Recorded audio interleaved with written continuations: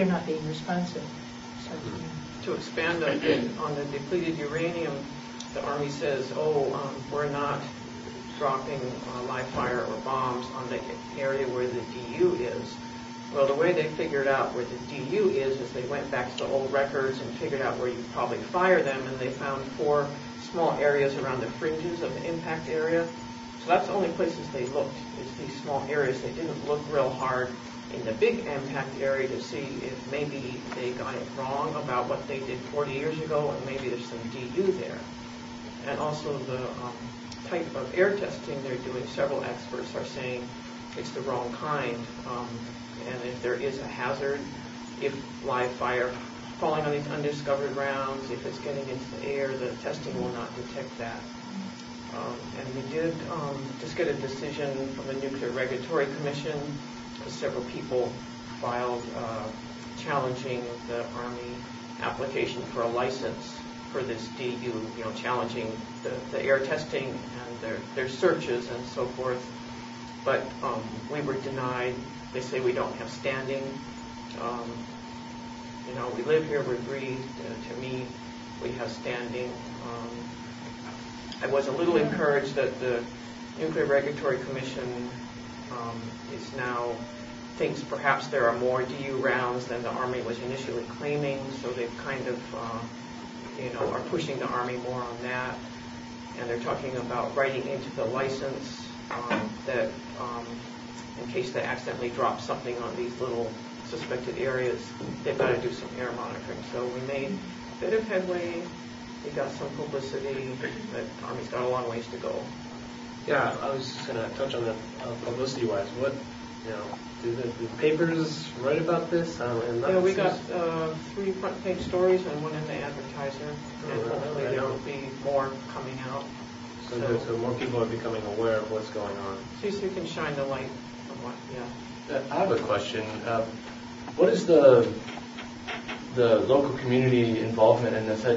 I know that there's massive protests and everybody's talking about the telescopes on Mauna Kea, but I very rarely hear a great deal of response, at least from the majority of the people here, about the depleted uranium, the military testing up there. That it seems like they're doing real destructive things up there. The astronomy people, I know it's a sacred mountain and everything, but at least they're not destroying things, and they're trying to create and discover.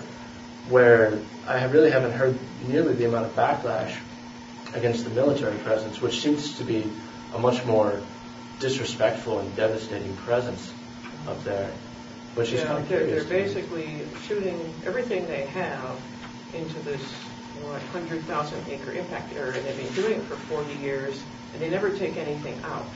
So all that stuff, which some has not exploded, so still could explode, a lot of it is toxic and can get into the water and ground. But you don't see it. You can hear the bombs from many places on the island, but it's in a remote area. And then a lot of folks are afraid. They say, well, they're defending us. But there's also the saying, they didn't bomb Pearl Harbor because it had canoes in it. The more guns you have, the more of a target you become. And I think they were not aware. I think the military does very good PR, and I've noticed they're really stepping that up in the past few years, I think possibly as a prelude to expansion on Hawaii Island. I have a question. I don't know much about depleted uranium, but you mentioned they're doing a lot of air testing. Does it not affect water quality? Are they just not testing for it in the water? It can. There's not that much rain that falls up there, so they're saying it doesn't get into the water. I don't know. But it is like high elevation, and if I'm not mistaken, most of our water does come from a few large aquifers underground. So if it is leaching down, it's going to be if it's not in our water. If it does do that. Yeah, I'm more worried about the inhalation. That would be the most risky path of exposure. Is that the most proven detrimental effects is inhalation of? Yeah, because you inhale this tiny, tiny particle, it lodges in your lungs and it irradiates you at close range. And it doesn't go out of the body because it's not soluble. so it stays there for years and years, and that's the danger. Oh, great. That sure is all. Thank you. Tell you the truth. Right. But people need to know the truth. Yeah. Absolutely. There's talk of all sorts of military expansion in the Pacific, isn't there? And Wright was talking briefly about military expansion in Guam, and how if the military continues expanding at the rate that they're doing over there, they're eventually going to outpopulate the native population.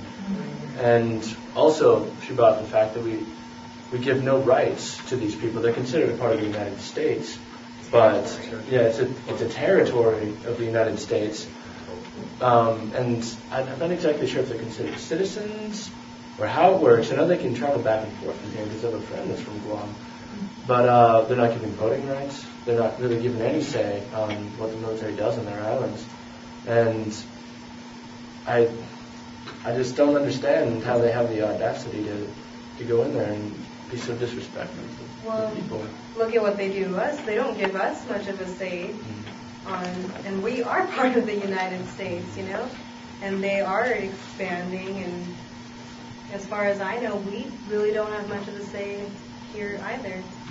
On that note, I want to say I was on this Pohakaloa Community Advisory Council that the Army set up maybe a year or so ago, when they came to County Council and said, we have this Community Advisory Council to advise us on DU and everything else. And it met a few times. I had great difficulty getting them to talk about DU. And then they haven't met for 7 months. And I wrote a letter and said, what's happening? Are we having a meeting? And I haven't heard anything back. So you're talking about trying to get community input. I mean, I was really happy when that started, because I had been trying through Sierra Club. Started in 2002 trying to get some kind of community advisory group. Didn't happen until 2008, till they went to council and they formed it, and now it's not happening. So I don't really feel like they want to hear from us. Is it just that we need to push more for this information? Yeah. It's there, right? Yeah. It's there. The more noise you make, the more happens. The squeaky wheel gets the grease. And there's also a Japanese saying where the nail that sticks out gets hammered down. So I'm hoping for the prior. But we have to keep sticking up. That's true. You can't give up. Yeah. That's why we're here. That's why we're here. And Wright said she got arrested how many times? Like 15 times. The protest. So I gotta say, she's my idol. Yeah.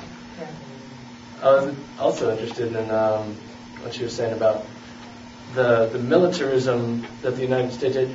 I think she said that despite what we're told about how we're such a peaceful country, peaceful people, that we're trying to encourage peace in the world, we actually have the greatest amount of militarism, and we've invaded so many different countries. Yeah, I didn't even realize. She said that there's like 100,000 more